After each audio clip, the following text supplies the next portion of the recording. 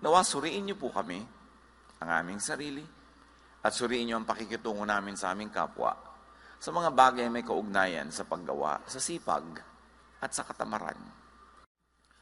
Proverbs 6:9-11.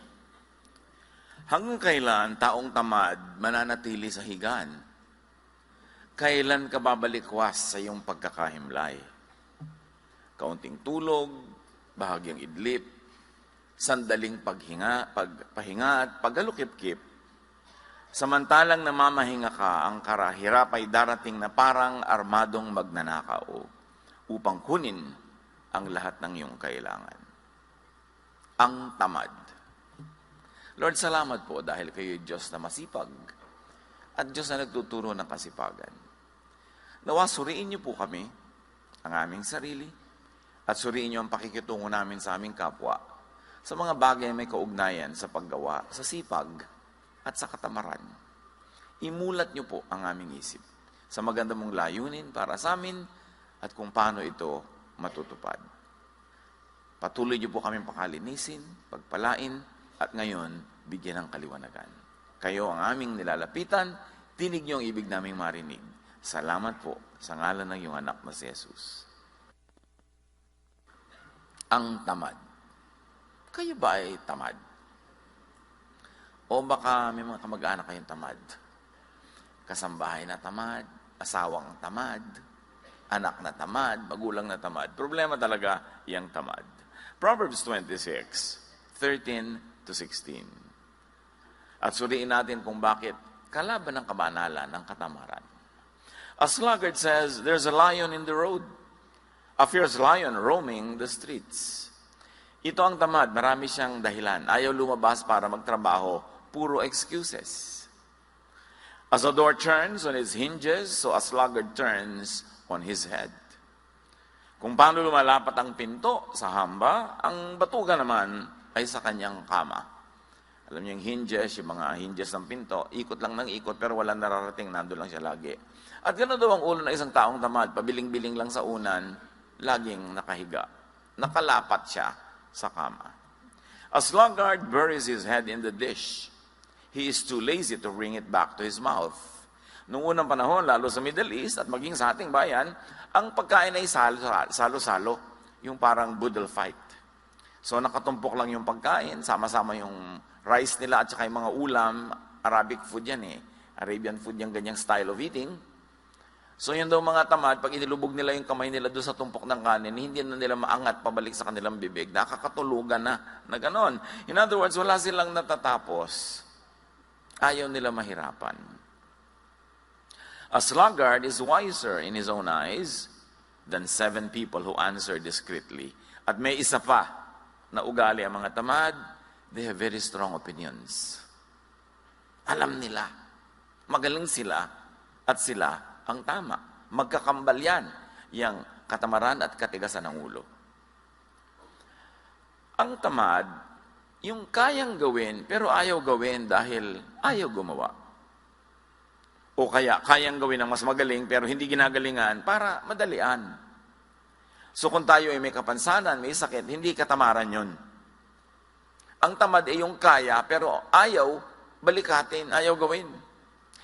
But laziness had primitive adaptive function. Sa mga dami na nang nanuri niyang fenomeno ng katamaran, kanilang napagtanto na ang katamaran ay may magandang gamit noong unang panahon. In primitive societies, konti pa lang ang tao, mamitas ka lang ng bungang kahoy, kakain ka na, hanggang dumating yung development of hunting, na kung meron kang nahuli, kakainin mo ng maraming mga araw yon, hindi mo kailangan sobrang magtrabaho. In fact, hindi ka dapat sobrang magtrabaho. Kasi noon, pag naubos ang energy mo, hindi ka magsusurvive.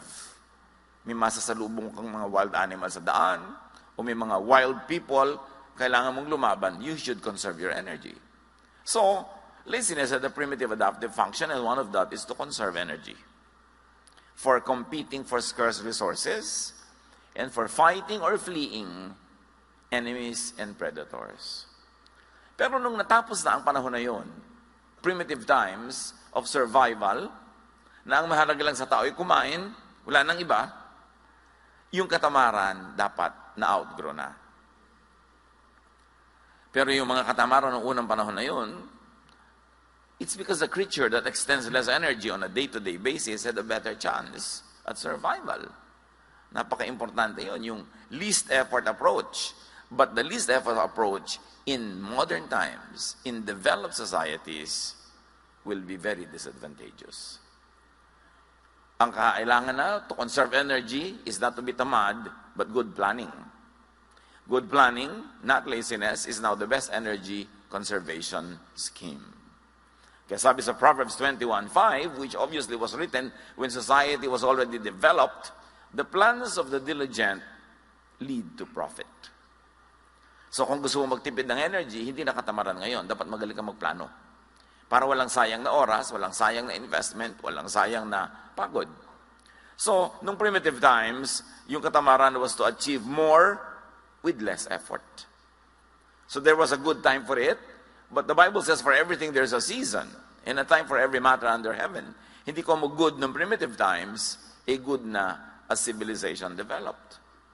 Kaya sa 2 Chronicles 26:15, we see Uzziah inventing large arrows and catapults, effectively using less human power. Habang na-develop ang mga kabihasnan, na-develop ng mga tao ang mga kasangkapan, tools, to make more work with less effort. Now, may function talaga ang katamaran lalo noon to focus on immediate rewards. People then lived on a day-to-day basis. Wala silang balak mag-elementary, mag-high school, mag-college. Walang ganun. Kailangan lang mag-survive ako until tomorrow. Huwag ako makain ng mga wild animals o huwag ako mahuli ng mga wild people around me. And because of that, because people lived on a day-to-day basis, laziness does not look far out for future rewards. Dapat now na. Kaya yung mga tao na primitive pa ang utak, o nasa primitive mode of thinking, walang plano yan sa future. They only want immediate pleasure. Kaya meron nagkaroon ng konting pera, one day millionaire, gagastahin lahat, sobra-sobrang kaluhuan, hindi bali na maghirap uli next week, nangungutang na naman. At yan ang problema mga kapatid, may mga tao na nasa modern times na tayo, nasa kuweba pa ang utak. Kaya hindi sila kasundo ng mga taong nasa ngayon na present na yung utak, tapos yung kapatid mo nasa kuweba yung utak. Hindi iniisip yung future. Pag nagkapera, sarap agad. Pag merong pleasure, pwede nang gawin ngayon, hindi bali na bukas. But as livelihood turned from gathering, hunting, which was immediate, to agriculture, laziness had become a liability. Kasi sa agriculture, magtatanim ka sa tamang oras. Pag nahuli ka, maiiwan ka ng mga ulan, mamaya, hindi lalaki ang yung tinanim. O nagtanim na yung mga katabi mo ng palay, ikaw nahuli ng 1 week, so mauuna sila ng 1 week ng harvest, ikaw mahuhuli ng 1 week, lahat ng daga at peste sa buong bukid, dahil yung palay mo na lang nandun, sa'yo pupunta. Kaya nung na-develop ang agriculture na iba ang mode of thinking. Kaya yung nagtatalo yung offering ni Cain at ni Abel, agricultural product, not hunting product, mas malalim na usapin yun. It was a conflict between settled agriculture and the hunter-gatherer culture. Obviously, at the time, that issue was already being debated upon in the minds of the ancients. At naka-embedded yan doon sa mga kwento. Kailangan lang meron kang tool to see it, that it is happening. Kaya sabi sa Proverbs 24, sluggards do not plow in season. So at harvest time, they look but find nothing. So pag hindi ka nagtanim sa panahon, hindi ka aani sa panahon. Hindi pwedeng nahuli ka ng 3 buwan sa pagtatanim, tapos sa anihan, aani ka rin. So kailangan may planning. Hindi ka na pwedeng tamad nung na-develop ang mga communities. Settled kind of life, hindi yung nomadic. As humans became more and more dependent on controlled production like agriculture and livestock, naging malaking weakness and disadvantage ang laziness, na nung primitive times was a virtue. Pero ang problema, may mga lipunan at may mga tao at individuals na hindi nag-grow yung mind from that kind of thinking. Kaya marami mga settlers sa iba't ibang mga bayan, dayo sila sa isang lugar, tapos may mga katutubo doon, ang reklamo nila lagi yung mga katutubo daw tamad compared to the settlers. Kasi iba ang mentality ng katutubo, hunter-gatherer. Yung settler, agriculturist. So magkaiba ang mentality nila. Kaya hindi sila nagkakasundo sa ganung mga bagay.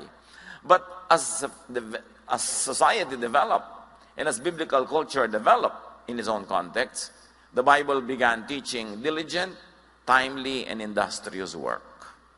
And since then, walang lingon-likod, tuloy-tuloy ang pagtuturo ng Biblia sa sipag. Ano ang mga palusot at drama ng mga katamaran? At ang sagot mula sa Bible, isa doon yung mga tamad, lagi nilang sagot, di ko alam. Di ko alam yan eh. Ibig sabihin nun, ikaw na lang gumawa. At marami ngayong mga tamad, tabi-tabi po nuno. Gadget lang, hindi maon. Tatawagin ng anak, tatawagin ng apo, tatawagin ng kapitbahay. Hindi ko alam yan eh. Hindi ko alam magawa ng TV. Hindi ko alam magawa ng computer. Hindi ko alam mag-Facebook. Alam niyo po, isip tamad yun, tabi-tabi po. Hindi ko matanda na tayo, hindi na tayo matututo. Pag-aralan. Kasi kailangan kasabay ng panahon ang paglago ng ating isip. Yun naman ay kung gusto niyong sumabay sa technology. Kung ayaw niyo naman, walang pipilit sa inyo. Pero hindi pwedeng gusto niyo mag-technology tapos laging ibang gumagawa. Learn it.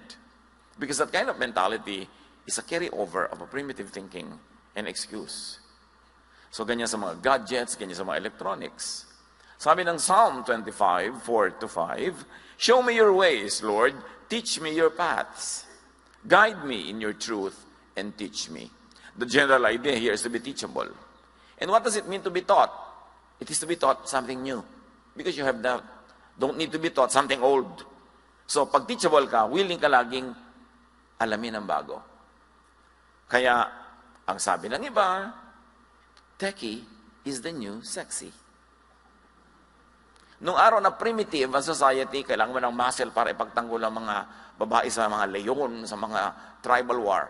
Sexy daw yung maraming muscle. Pero ngayon, ang sexy guys daw yung magaling sa techie. Yung alam niya mag-photoshop, yung alam niya ganito yun, magpalipat-lipat. Yun na daw ngayon ang kakit-akit na karunungan. Sabi nila, ewan ko sa inyo. 1 Peter 5:8, "Be alert and of sober mind. Your enemy, the devil, prowls around like a roaring lion looking for someone to devour." And if we may add, in the context of our discussion, to devour with laziness and with ignorance. Maraming paraan ng pag-atake sa atin ng lion. Basta anything that steals from you, that takes away growth or happiness or productivity, trabaho yon nung roaring lion. Proverbs 3:5-6.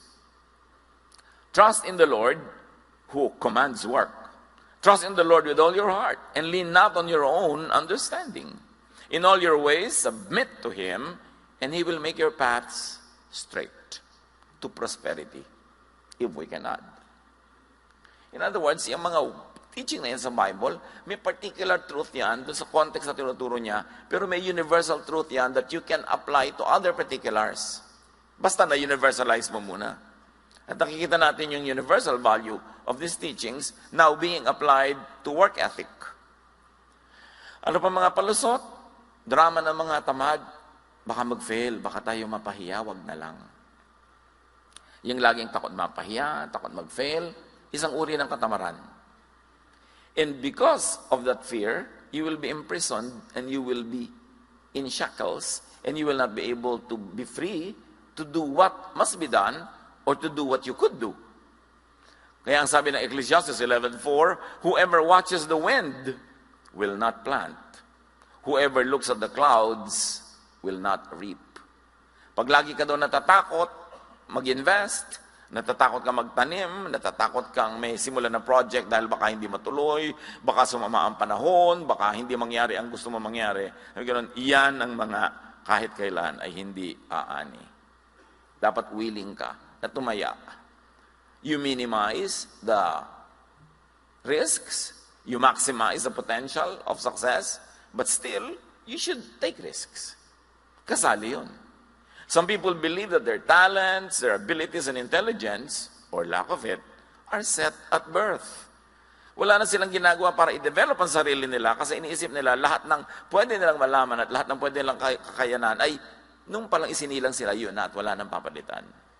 But you know that the Bible always teaches development and growth. So keep changing. People of God, keep growing your mind. Ang tanging kulungan ng tao ay ang kanyang isip. Pag yung isip mo nang sabi, hindi ko kaya, hindi mo nga makakaya. Pag sinabi mong ayoko, hindi mo na nga magagawa. Pagka ayaw mo, yun ang limitation mo. Romans 12:2, do not conform to the pattern of this world, but be transformed by the renewing of your mind. Then you will be able to test and approve what God's will is. His good, pleasing, and perfect will. So kailangan daw, lagi kang willing to change your mind. As they say, only a fool does not change his mind. Willing ka dapat. Hindi yung ayaw mo na magpalit ng isip, ang isip mo sarado, dekandado. What will happen? Yun na lang yun forever. People grow with change, with practice, and with effort. And growth is a primary duty of life. Dapat nag-grow. Parang yung natatandaan ko isang drawing, yung caterpillar at yung kanyang kamag-anak na caterpillar na naging paru-paro na, may pakpak na. Si caterpillar, para pa ring worm. Sabi ni caterpillar kay paru-paro, you changed. Sabi ni paru-paro, we must. Dapat nagbabago.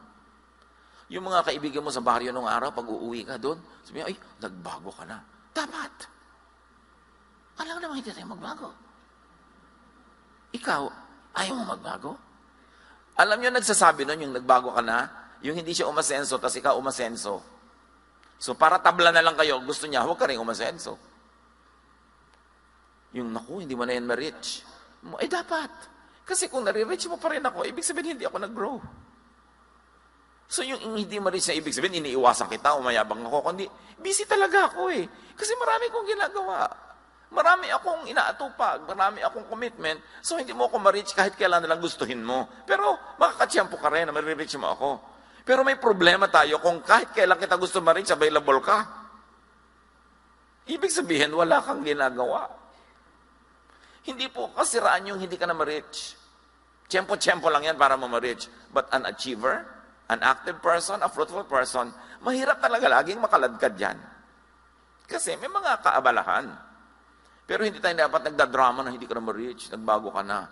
Sabi nga nung paru-paro, we must. We cannot remain caterpillars. We must grow wings and fly because we are butterflies. Mayroon pang isang palusot, I can't. Di ko kaya yan. Nadinig niyo ba yung katang, di ko kaya, di ko kaya, di ko kaya. Pag sinabi mo ng sinabi yun, talagang hindi mo na nga kakayanin kasi nagpasya ka na di ko kaya. Laziness often comes from neurotic fear. Sa takot, abnormal takot na mabigo, na masaktan, na malugi, ayaw na lang. Namimili yung between the classical fear na flight or fight. Pagka man natakot ka, anong gagawin mo? Tatakas o lalaban? So maraming tamad, tumatakas na lang kaysa lumaban. But of course, in wise life every day, you must choose if it's better and more beneficial to just fly away rather than fight. Pero sa mga challenges sa buhay, yung mga gusto mo ma-achieve, pagka lagi ka lang tumatakas, wala kang wagi. Matthew 25:25. Sabi noong lazy servant na binigyan ng mga puhunan na hindi niya ipinamuhunan at itinago lang niya sa lupa, I was afraid and went out and hid your gold in the ground. See, here is what belongs to you. Yan yung parable of the talents. Nagbigay yung Diyos ng talent or puhunan sa tatlong iba't ibang tao. Yung pangatlo, wala siyang ginawa, tinago lang niya sa lupa. So sabi nung Panginoon niya na representative ng Diyos, bawiin yung konting nasa kanya. Ang konti na nga na ibinigay, hindi pa pinarami. Bawiin at ibigay dun sa mayaman na. Kung minsan, yung mayaman na yumayaman na, kasi masipag. Hindi naman laging masamang ang mayaman, yumayaman. Kasi meron din silang sipag. Meron din ginagawa. Kaya kailangan, pag binibigyan tayo ng mga katangian, ng mga puhunan ng Diyos, paramihin. Yun ang gusto niya. So let us all challenge fear and laziness. Dapat fight, hindi flight. Numbers 13:30-31, no ang mga espiya ng Israel ay minanmanan nila yung lugar na dapat ay magiging kanila, pero may mga tao, sabi ng mga kasamahan, naku, ang lalaki ng tao doon, para mga higante, titirisin lang nila tayo, huwag na lang tayong tumuloy. Then Caleb silenced the people before Moses and said, we should go up and take possession of the land, for we can certainly do it. But the men who had gone up with him said, we can't attack those people. They are stronger than we are. So ito yung fight or flight. Most of the people were choosing to fly away when Caleb said, let's fight. Let's go for it. What do you do with your problems pag parang malaki? Umiiwas kayo, tumatakbo palayo, o hinaharap nyo, at sinisikap nyong magwagi. Pag meron kayong magandang pangarap, mataas ang mga hangarin, sasabihin ng mga tao sa inyo, wala tayong pera anak, huwag ka na mangarap. Huwag mo nang isipin yan. Pinanganak tayong mahirap, mamamatay tayong mahirap. So pagka ganun ang mentality, mamamatay nga mahirap. Kasi they don't want to give it their best. Pero yung mga lumaki sa kahit na napakagrabing kahirapan, pero hindi nila tinanggap ang hirap na yun, ayaw nila, ginawa nila ang magagawa nila, yun ang nakakabalikwas at nakakalampas sa mga inborn kahirapan. Kaya mahalaga yung mind. Paano tayo mag-isip? Meron naman isang drama ng mga tamad, kapagod, wag na lang. Maraming ganyan, karpintero, may idinidescribe kang gawin. Sabi, sir, ang hirap naman yan, dalian na lang po natin. Sa mahirap nga, triple ang bayad. Gusto mo madali, sa madali na lang po. Ano mangyayari sa buhay niya? Ayaw mapagod. Kasi ang tamad, ayaw mapagod. Alam niyo kung anong motto ng mga tamad? Di bali ng tamad, hindi naman pagod. Baka yan ay inyong memory verse. Life verse. Diba? Di bali ng tamad, hindi naman pagod. Nakita ko yan sa kwarto ng isang dati kong katulong sa bahay. Hindi ko naman ugaling magsusuot sa mga kwarto nila, pero minsan, nung wala na siya, umalis na, dahil may iba nang ginawa sa buhay, di nagpalinis ako, nakalagay sa dingding niya, di bali ng pagod, di naman tamad. Di bali ng tamad, di naman pagod. Kaya ito pala yung motto niya, kaya laging araw-araw kami may tunggali. Proverbs 24:30-31, I went past the field of a sluggard, past the vineyard of someone who has no sense. Thorns had come up everywhere, the ground was covered with weeds, and the stone wall was in ruins. Sabi niya, dumaan ako sa property ng isang tamad, walang utak. Gano'n, naku, puro dawag, puro tinik, puro damo, at giba-giba ang kanyang pader. Ganon daw pagtamad. Pero kahit naman sa kasipagan, mga kapatid, huwag OA, don't exceed limits. Kahit yung mga paggawa ng mabuti, paglilingkod, dapat may pahinga ka rin, ha? Huwag naman yung extreme. Mark 6:31, no, ang mga disipulo ng Panginoon ay hindi makapagpahinga, hindi makakain dahil sa dami ng pinaglilingkuran, subalit napakaraming taong dumarating at umaalis at hindi na nila makuhang kumain. Kaya't sinabi ni Jesus sa mga alagad, magpunta tayo sa isang lugar na kung saan maaari tayo makapagsarilinan at upang makapagpahinga kayo kahit na kaunti. Ganyan kung gano'n kabait si Jesus. Pinaglilingkuran ng kanyang mga alagad yung mga tao, pero sa inyo, magpahinga muna tayo, iwan muna natin sila. Doon sa tayo-tayo lang para kayo makapagpahinga. So huwag naman tayong extreme sa sipag, kahit pa nga sa mga gawain ng Diyos. Kasi ang Diyos nga nagturo ng pahinga. On the seventh day, we should all rest. Isa pang drama ng mga katamaran yung, hayaan na, sige na lang. Ecclesiastes 10:18, through laziness, the rafters sag, because of idle hands, the house leaks. Pag daw tamad yung tao, lumulundo na yung mga bubong niya, tumutulo na mga bubong, wala lang, sige lang, okay lang. At hindi dapat ganon. Ganon din sa katawan. You maintain the house, but you also maintain the temple of the Holy Spirit, which is the body. Hindi ka dapat tamad sa hygiene at hindi ka dapat tamad sa healthful habits. At isa pang drama ng katamaran yung if only. Kung pinanganak lang sana akong mayaman. Kung ipinanganak lang akong ganito, kung meron akong ganyan. It's not what you do not have that should define you, but what you can have, even though you did not have it before. Ecclesiastes 11:6, sow your seed in the morning, and at the evening let your hands be not idle. For you do not know which will succeed, whether this or that, or both will do equally well. Sabi niya, alam niyo, hindi niya naman alam kung alin sa mga itinanim niyong tutubo, alin naman mumunga, so dami-damihan niyo ang tanim. Iba-ibang pananim, mag-diversify ng konti, kasi hindi niyo alam kung alin ang mapagpapala. So, increase your chances at success. Isaiah 43:18, forget the former things, do not dwell on the past. Huwag ka na magpatali sa mga hindi nangyari noon, sa mga hirap mo noon, sa mga kung ano-ano, atupagin mo yung now at yung future. Kung hindi ka masaya sa iyong past, baguhin mo yung iyong now at mababago ang iyong tomorrow. Pero tama na yung kada drama over what cannot be undone. At isa mang drama ng katamaran, ganito na talaga ako. Yung iba pa, papalakihin nila, ganyan lang talaga ang buhay. Wala tayong magagawa. Sa salita pa lang, sa palagay nyo, asenso, wala tayong magagawa. Therefore, wala tayong gagawin. Anong mangyayari sa ganong mentality? Proverbs 28:19, those who work their land will have abundant food, but those who chase fantasies will have their fill of poverty. Yun daw ang hinahabol ay guni-guni, pangarap lang pero walang plano, kahirapan ang susunod dyan. Ganyan ang gambling. Ganyan yung easy money. Ganyan yung mga kung anong racket. Huy, sumali tayo dito. Sa 3 buwan lang, magta-times 10 ang pera natin. Hindi, pera nila ang dadami, hindi yun sa'yo. Huwag kang maniwala sa ganyan.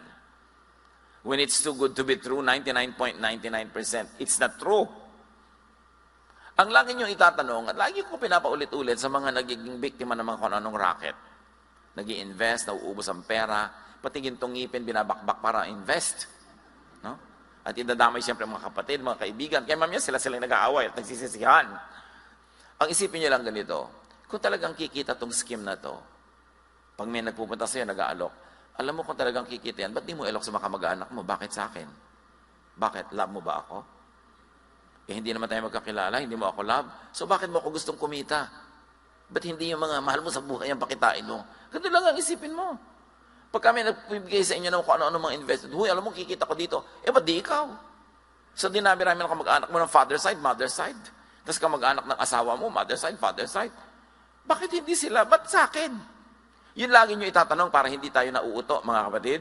Pag parang napakaganda at kaakit-akit ang inaalok, ang itanong mo lang, love ba niya ako? At kung hindi kanya love, magduda ka. Bakit niya sa'yo ibibigay? So yan daw mga fantasy ang hinahabol, yan ang sumasadsad sa pagdarahop. Kasi hindi plano ang kanilang scheme para makaon sa buhay, kundi pangarap at guni-guni. 2 Thessalonians 3:11-12, we hear that some among you are idle and disruptive. They are not busy. They are busybodies. Such people we command and urge in the Lord Jesus Christ to settle down and earn the food they eat. Ang linaw na itinuturo sa very young church. Kasi marami sa mga young church, akala nila dahil Jesus is loving, dahil because we love, therefore hindi na ako magtatrabaho, bigyan mo na lang ako. Therefore, may sakit ako, ipagamot mo ako. Therefore, nangangailangan ako, ibigay mo na ibigay. Ang daming abusadong Christian. Kasi akala nila, ganun ang ibig sabihin ng God's love. Kaya marami sa mga churches, pagka medyo may kaya ka, tapos may sister, diba? Mag-isip-isip ka, diba? Kabala ka na niya utangan next week. Yung pa-sweetie-sweetie pie sa'yo, diba? Sister. That's why I always advise people, meron kang sariling kumpanya, gusto mong mag-Bible study doon, kumuha ka nila ng ibang teacher. Huwag ikaw. Unless talagang kinausap ka ng Diyos, dapat ikaw. Kasi mamaya, yung mga empleyado mo na naging sister and brother ka na, abusuhin ka na. So magpadala ka ng ibang teacher doon, pag pumapasok lang sa office nyo, ang tawag pa nila sa'yo, ma'am, hindi sister. Kasi ang daling umabuso. Sabi nga nun, sabi ko sa inyo, magtrabaho kayo para kayo kumain. Huwag pa kayo magpaka-sister-sister dyan. At pagka binibigyan kayo, sige, pero huwag niyo obligahin dahil lang sister-sister, brother-brother. Hindi ganun ang turo ng Diyos. Abuso yun ng maraming tao. Isa pang drama ng mga tamad, nakakahiya. Kakambal kasi ng katamaran niyang hiya. Kung bakit nahihiyang magtrabaho, pero hindi nahihiyang manghingi. Nahihiyang magbanat ng pawis, ng buto at magpapawis. Nahihiyang makita na nagtatrabaho ng mga menial job, so to speak. Walang menial job. Pagka pinagtrabahuan mo yung kinita mo, napakarangal nun. Pero yung mga tamad, nahihiya pag marangal ang ginagawa, pero hindi nahihiyang manghingi. Sabi nila, nakakahiya. Proverbs 4:23, above all else, guard your heart, for everything you do flows from it. So guard your heart, guard your mind. Ibig sabihin, pakaisip-isipin mo kung anong iniisip mo at piliin mo kung ano ang dapat ikahiya. Hindi dapat ikahiya ang pagsisikap para kumita. Ephesians 5:29, after all, no one ever hated their own body, but they feed and take care their body, just as Christ does the church. So what? We have to take care of our body, we have to feed our body mula sa ating pinagpaguran. Liban na lang tayo sobrang bata, sobrang tanda, o sobrang hina at may sakit. Earn your food, earn your maintenance. Overcome laziness. At kung hindi tayo yung lazy, teach people around you who are lazy to overcome laziness.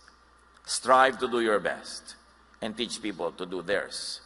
Ecclesiastes 9:10, whatever your hand finds to do, do it with all your might.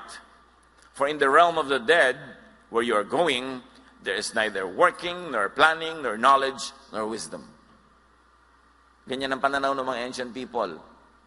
Kami ganun, pag nasa kabilang buhay na, iba na doon, hindi mo nagagawin ang mga ginagawa mo rito, we may never work like this again. So work well na. Gawin mo na ang dapat mong gawin, kasi pagdating mo sa kabilang buhay, iba naman ang andar doon. Review and refocus your direction if guilty. Or people around us are guilty, and we have the clarity of mind to see that they are guilty, in very godly and kind ways, make them review and refocus their attention. Ephesians 4:28, anyone who has been stealing must steal no longer. And let's apply it and extend it. Anyone who has been begging, anyone who has been asking, must not do that anymore, but must work, doing something useful with their own hands, that they may have something to share with those in need. So ang tinuturo dito, make your ambition to earn enough for yourself and to earn more than enough so that you will have something to give to people who cannot, on their own situation, earn their keep. At mga kapatid, value your work. Yung mga iba na Monday na naman, may pasok na naman, mag-resign ka. Naku, pasok ka na naman, di wag ka pumasok. Ang hirap ka mag-apply dyan. Tapos nung natanggap ka, puro work naman. Pag binibigyan ng work sa trabaho, make it your privilege. May mga waiter na pagka mga medyo gabi-gabi na, ayaw na mag-serve, mga tamad na. O di, magsara na kayo. Gusto niyo malugi yung honor niyo para hindi na kayo kumita. Yan ang dapat may malasakit ka kung empleyado ka. Kasi yung, alam niyo ba na may mga dakila namang tao that they keep their business only to keep their employees. Hindi naman lahat dahil para lang kumita. Meron din silang kawawa ng mga empleyado, tuloy natin kahit ang liit-liit ng ROI natin dito. May mga ganun. Mahalin niyo ang trabaho. Value your work. Because work is a gift from God. Acts 20:34-35, you yourselves know that these hands of mine have supplied my own needs and the needs of my companions. And this is Paul speaking. Si Paul, as pastor, hindi siya palahingi. Hindi siya paladaing. He was a doubly productive pastor because aside from doing his work, church work, he was making tents. He had a trade that earned him money. So hindi siya yung paladaing, palahingi, lagi na lang nagpaparinig. Hindi ganon. Sabi niya, kailangan nakikita nyo, pinagtrabahuhan ko ang mga kinakain ko. At nagpapakain pa ako ng mga kasama ko. In everything I did, sabi niya, I showed you that by this kind of hard work, we must help the weak. Remembering the words of the Lord Jesus himself, it is more blessed to give than to receive. So mga kapatid, produce surplus as much as God enables you. So you'll be able to give. But rest well and rest enough. Kasama ng tunay na trabaho ang pahinga. Kasi pag hindi ka nagpahinga, bukas yung trabaho mo walang kwenta. So dapat nagpapahinga ang tao. Hebrews 4:10, for anyone who enters God's rest also rests from their works, just as God did from His. To be able to work again. Ang matalinong employer gives enough time of rest kasi quality ang trabaho ng kanyang mga workers. If not coming from genuine love, at least you must be wise that a rested worker works better. Overcome laziness and keep track of your improvements and progress. Hebrews 6:12. We do not want you to become lazy, but to imitate those who, through faith and patience, inherit what has been promised. And this is spiritual and practical laziness being discussed here. So, sabi nga nila, be sipag. Kailangan masipag tayo. Don't be tamad. Proverbs 19:15, ang taong tamad ay laging nakatihaya, kaya't siya'y magugutom, walang panlagay sa sikmura. Take note, meron din mga lagi nakataob. No? Kasi nakataob sila mahiga. So ano lang yan? Figure of speech. May mga tamad, lagi na lang nagpapahinga, hindi naman pagod. Bakit pahinga ka ng pahinga? Teach the lazy to be sipag. Huwag konsentihin. Huwag premyuhan. At dito magaling ang maraming ina sa bayang Pilipinas. Nagpe-premyo sa mga anak na tamad. At ang pinarurusahan, mga anak na masipag. Anak, kawawa naman yung kapatid mo. Nakabuntis. Ipadoktor mo yung nabuntis. Ikaw magbayad sa panganganak at sa gatas at sa pag-aaral anak hanggang mag-college. Kawawa ang kapatid mo. Gusto sabihin, inay, sa akin, hindi kayo naaawa. Yung tamad yung batugan na anak nyo, lagi na lang yun, laging pinagdidilhensya sa akin. Nakaprenda na ang kaluluwa ko ka. Tutubos dyan sa anak nyo, sa preso. Ang gusto pa, magandang motor. Ang cellphone, gusto pa, latest. Wala namang kita. Pero maraming ganun magulang. Laging binabakalan yung matinong anak. Para doon sa mga anak na batugan. No, that is not godly. Proverbs 6:6-8. Go to the ant, you sluggard. Consider its ways and be wise. It has no commander, no overseer or ruler, yet it stores its provisions in summer and gathers its food at harvest. Sabi, sa langgam lang, pwede na kayo matuto eh. Ang sisipag nila. So dapat ganun din ang tao. Higit pa ron. Reward kasipagan, do not reward katamaran. Kaya maraming tamad kasi maraming konsentidor. Subukan yung magutom yan pagka hindi talaga nagtrabaho. Pero lagi natin sinasagip sa mga pagkakalunod nila na sila naman ang tumatalon sa tubig. Lagi nating inililigtas sa mga problemang sila ang gumagawa. Lagi nating inilalayo sa mga pagsisingil sa kanila na mga inutangan nila. At ang ating ipinapahamak, ginagasgas, inaabuso, yung matitinong miyembro ng ating pamilya. That is not godly. 2 Thessalonians 3:10, nang kami ay kasama pa ninyo, ito ang itinuro namin sa inyo, huwag ninyong pakainin ng sino mga ayaw magtrabaho. Sa Bible galing yan ha.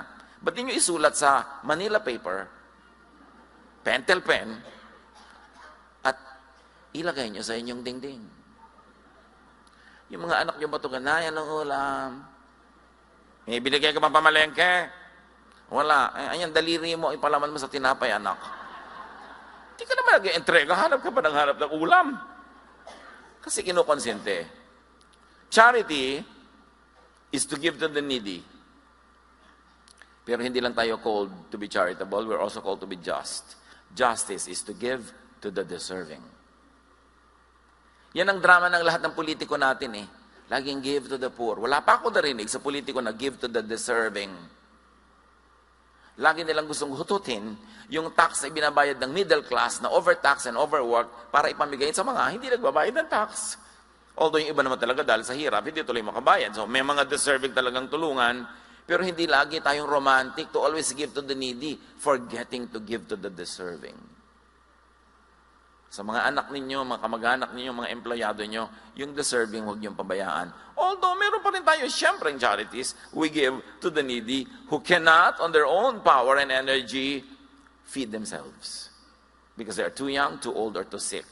Pero ang laki-laki ng katawan, napakabatugan, gym ng gym, nagpapabili pa sa'yo ng supplements.